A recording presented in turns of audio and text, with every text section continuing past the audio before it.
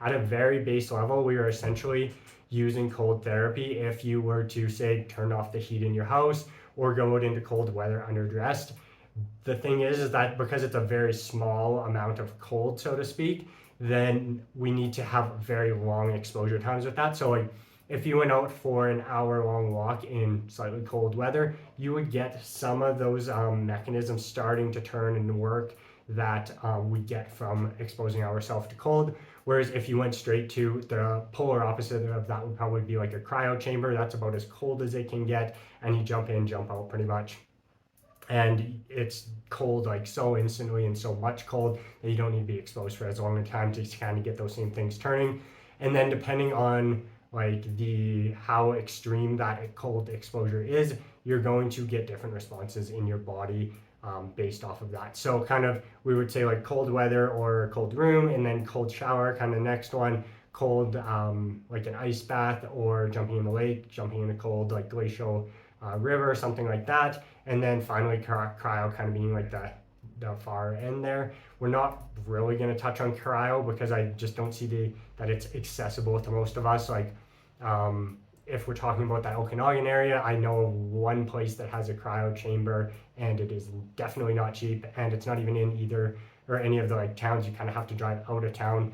It's up at like Silver, Sparkling Hills resort up there. I believe they have a cryo chamber. So not a whole bunch of access to cryo. So we're not really going to talk about that. We're going to focus most of our conversation on cold showers because that's what we all have super easy access to. And then we're going to talk about broadly all of the benefits that cold has. And that's, I would say most of that research is done more with like a cold or like an ice bath type situation versus the shower. There's less research done on the shower. But that's what we're going to focus on, and then we're going to go over all the benefits and then really narrow in on a couple that I think we get the most of from the cold shower in my experience. So the benefits are numerous. We can start with kind of the effect that we get when we first get in. So that like kind of like, holy crap, this is cold. What's happening there is we're getting that release of adrenaline, noradrenaline, dopamine. Bunch of hormonal responses are happening at that time. So that adrenaline response is kind of like that fight or flight, right? So when you get into a situation, it really elevates you, and that's that cold, and you're like, wow, I am focused, I'm here. And that's what's happening within your body. And then you're also getting a dopamine response alongside that.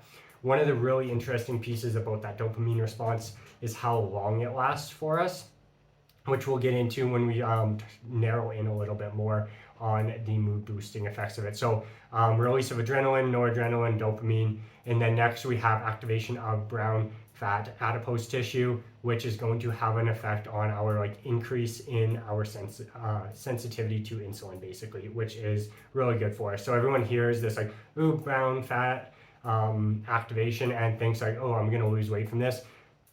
Unlikely that you're going to lose 10, 20 pounds from just getting in an ice bath. It's more about all the like accumulative effects that you're going to get from it.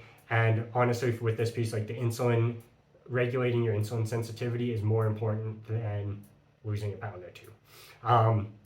Next piece is we are going to increase our metabolic rate. Depending on the research, it definitely varies, and depending on the method of it. So a big part of like that metabolic rate and like change that we get is based on like what your body has to do to keep warm, right? So when you get in that cold, depending on how cold it is, how long you're in there, and how you choose to reheat is going to dictate the metabolic change that you get. So if you got in quite cold water for a pretty long time, and then you force yourself to rewarm yourself without using exercise, say a sauna, a hot shower, hot drinks, you just waited for your body to reheat itself, you're going to get a stronger effect in that area versus if you just had a quick 10-second at the end of your shower, had a quick 10 seconds of cold or 30 seconds of cold, and then hopped out of that. You're really not going to get a huge change in the metabolic rate there, because we have to understand that our body, think of it like a room with a thermostat and actual room temperature. So we have to stay in something long enough to change the temperature in the room, not just the thermostat. When we just hit cold quick or just hit hot quick on our body, that's changing what the thermostat thinks the room is at. It's like going and putting a lighter under a thermostat or an ice cube to a thermostat versus waiting for the entire room to warm up or cool down that's going to make a much bigger effect than to hold a ice cube or a lighter to a thermostat. So that's an important piece to understand with the change in metabolic rate, is that it's going to be dependent on how much does your body temperature drop and how far does it have to reheat, and how does that reheat process happen for you. The next one is an increase in immune cells and a stronger immune system, essentially. So we can look at this from the Western perspective, which is essentially that we're increasing our like natural killer cells, T cells, these kind of things, which for most of us is going to sound kind of boring and a quick conversation to have about it, which is where I like to bring in the Chinese medicine part. I feel like it's somewhere where we can have a bit deeper conversation of like, okay, yes, from the Western perspective, we're seeing an increase in those cells. That's cool, that's awesome, that's fantastic. But like from the Chinese medicine perspective, what we have, think of like your body having like an outer protective barrier on it, and they're like, kind of think of your pores as being able to open and close. So with Chinese medicine, we have this like protective like qi energy that we call it, that essentially is keeping us from like things from coming in and invading us, so bacteria, viruses, that kind of thing. And when we use both hot and cold, what we're actually doing is basically like strengthening that and like reminding our body to like open and close those gates a little bit and get used to. So if let's say hypothetically we don't ever get into cold, get into heat, sweat, those kind of things, then if these are the gates and they're swung closed, but they don't open and close that often, there's kind of some like dirt in the hinges, it's a little gummed up, and our closed is actually like this instead of like fully closed. It's like, yeah, it's closed, but it could be more closed. Then when we start to getting in the cold and the hot, when the heat would be like kind of open that up, those doors all up a bit, open things right up. Cold would be like, okay, it's here, and it shuts it right down to there.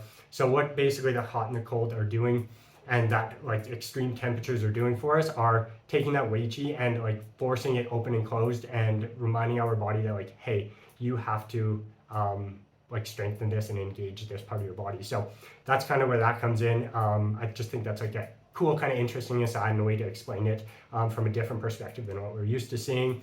And then next piece here, we have increase in mitochondrial biogenesis. So what does that mean? Essentially, it just means that we are creating more ATP, which means more energy essentially for our body. So very simply, it creates more energy in our body. Think back to that reheating process.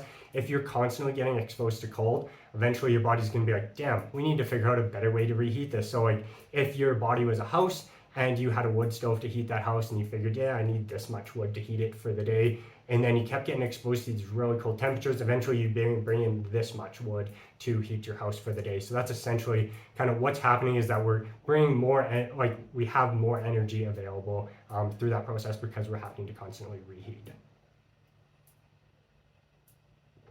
Next one, and I think this is one of the really cool ways that we can use cold, is to reduce inflammation. So both systemic inflammation and more localized inflammation. So when I say systemic, what I mean by that is the difference. Localized inflammation would be like, for instance, like I sprained my ankle, there's tissue damage there, we know the inflammatory response has to happen, there's inflammation there. That would be localized inflammation. When we're talking about systemic inflammation though, that's a much bigger, that's like a whole body thing. So if there's something that you would say were putting into your body, or you had been exposed to something, these types of things, or an autoimmune response, stuff like that, where we have inflammation, it's not localized, it's through our entire body. So sometimes this will pop up as people with like chronic migraines. That can be like a systemic inflammation type issue for us. Fibromyalgia, what else? Anyways, lots of options there for what causes systemic inflammation and like things that we see as a result of that. So getting into that cold can help bring down those systemic inflammation levels as well.